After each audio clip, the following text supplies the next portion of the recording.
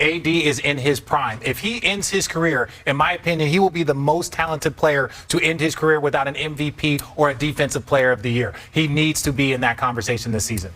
So much more. That's bold. That's bold. Is it true?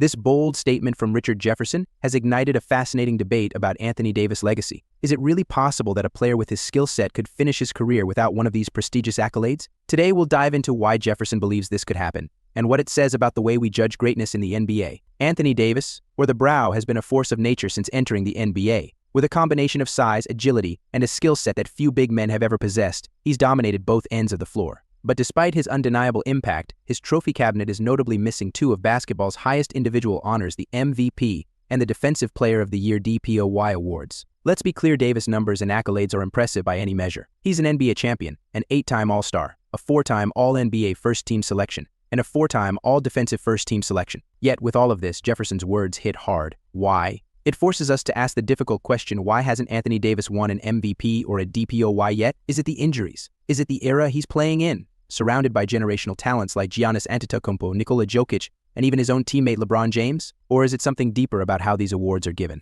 In his early years with the New Orleans Pelicans, Davis was an unstoppable force, yet the team's lack of success may have played a role in his missing out on MVP votes. And as for Defensive Player of the Year, Davis is often seen as one of the best defenders in the league, but again, his timing was unfortunate. He came up during an era when Rudy Gobert and Draymond Green were dominating the DPOY conversations. Still, the talent is undeniable. Davis has been called a unicorn for his ability to do everything on the court: block shots, handle the ball, shoot from mid-range, and defend guards on the perimeter. Yet, despite this, the accolades that usually follow a player of his caliber have eluded him. So where does this leave us? Jefferson's statement isn't just a critique, it's a challenge to our understanding of what makes someone great in the NBA. Does a player need an MVP or a DPOY to validate their legacy? Or are there other factors at play that determine how history remembers them? And here's where things get even more curious. Could Anthony Davis still win one of these awards? He's only 31, and we've seen older players claim both MVPs and DPOYs in the past. Could he shock the world and add these missing trophies to his shelf before it's all said and done? So, what do you think? Will Anthony Davis go down as the most talented player without an MVP or DPOY?